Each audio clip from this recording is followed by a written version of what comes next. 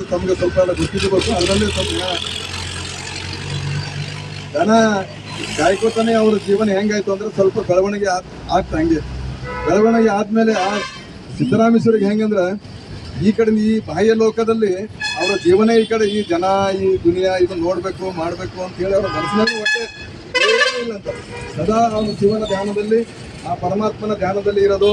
ದನಗಳು ತಂದು ಹೊಂದಾಗಿ ಬಿಡೋದು, ಎಲ್ಲರ ಗಿಡ ಮೇಲೆ ಕೂಡೋದು, ಎಲ್ಲ ಗಿಡ ಕೆಳಗೆ ಹೋಗಿ ಕೂಡೋದು ಹುಚ್ಚ ಕುಂತಂಗ ಅದನ್ನ ಕೂತ್ಕೊಂಡು ಅವರ ಜೀವನವನ್ನ ಸಾಗಿಸ್ತಿರುವಾಗ ಊಟನೂ ಮಾಡೋದಿಲ್ಲ. ಮತ್ತೆ ಊಟರ ಕಟ್ಕೊಡ್ತಾರ ರೊಟ್ಟಿ ಅದನ್ನು ಮಾಡೋದಿಲ್ಲ, ಮನೆಯೂ ಊಟ ಇಲ್ಲ, ಸ್ವಲ್ಪ ಮಟ್ಟಿಗೆ ಅಷ್ಟೇ ಏನೋ ಕುಡಿಯೋದು ತಿನ್ನೋದು ಮತ್ತು ಅದು ಆ ದನ ಕರುಗಳಿಗೆ ಕೊಟ್ಟಾಕೋದು. ಹಾಗೆ ಮಾಡ್ಕೊತ ಒಂದು ದಿವಸ ಏನಾಗ್ತದೆ ಅಂದ್ರೆ ಅವ್ರದ್ದು ಹೊಲದ ಕಟ್ಟಿಗೊಂಟನೆ ಸಿರಿಸೆಲ್ಲೆ ಮಲ್ಲಿಕಾರ್ಜುನಕ್ಕೆ ಒಂದು ಪ್ರತಿ ವರ್ಷ ಒಂದು ಶರಣರ ಒಂದು ದಿಂಡು ಅಲ್ಲಿಗೆ ಹೋಗ್ತಿತ್ತಂತದ್ದು. ಅದನ್ನ ಒಬ್ಬ ಗುರುಗಳು ಅವರಿಗೆ ಕಂಡ್ರು. ಆ ಭಕ್ತಿ ಶ್ರದ್ಧೆ ಅಂತ ಇರ್ತ ಗುರುಗಳನ್ನ ಅವ್ರಿಗೆ ಕಂಡ್ರು. ನೀವು ಕೇಳಿದ್ರ ಅವ್ರು ಜನ ಕೇಳಿದ್ರೆ ಎಲ್ಲಿ ನೋಡಿದ್ರಿ ಅಂದ್ರೆ ಯಾರು ಹೇಳೋರಿಲ್ಲ, ಹಿಂಗೇನ್ ಮಾಡೋದ ಹುಚ್ಚ ಹೋಗಂತ ಬಾಜಿಗೆ ಸರಿಸಿ ಹೋಗ್ಬಿಟ್ರಂತ.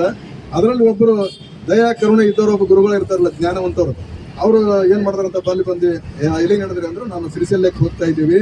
ಸಿರಿಸೆಲ್ಲೆ ಅಂದ್ರೆ ಇಲ್ಲಿ ಚನ್ನಮಲ್ಲಿಕಾರ್ಜುನ ಅಂತ ದೇವರು ಇದಾರಲ್ಲಿ, ಅಲ್ಲಿ ಇಂಥ ಒಂದು ಆ ದೇವಸ್ಥಾನಕ್ಕೆ ನಾವು ಪ್ರತಿ ವರ್ಷ ಹೋಗ್ತೀವಿ, ಅಲ್ಲಿ ಪೂಜೆಯನ್ನು ಸಲ್ಲಿಸ್ತೀವಿ ಅಂತಂದ್ರೆ ಮತ್ತೆ ನಾನು ಅಲ್ಲಿ ನೋಡ್ತೀನಲ್ಲ ಅಂತ ಒಂದು ಗುಡ್ಡಗಳು ಅದು ಪರ್ವತಗಳು ಹಿಂಗದಾವ ಅಂತ ಹೇಳ್ತೀರಿ, ನಾನು ಅಲ್ಲಿ ಸಿರಿಸೆಲ್ಲೆಕ್ಕೆ ಬರಬೇಕು, ನಾನು ಅದನ್ನ ದರ್ಶನ ಪಡಿಬೇಕು ಅಂತ ಹೇಳಿ ಆ ಹಂಬಲ ಮಗುವಿನಲ್ಲಿ ಆ ಹಂಬಲವನ್ನ ಉತ್ಕಟ ಆಗ್ತದೆ ಅಂತ ಹೇಳ್ತಾರೆ.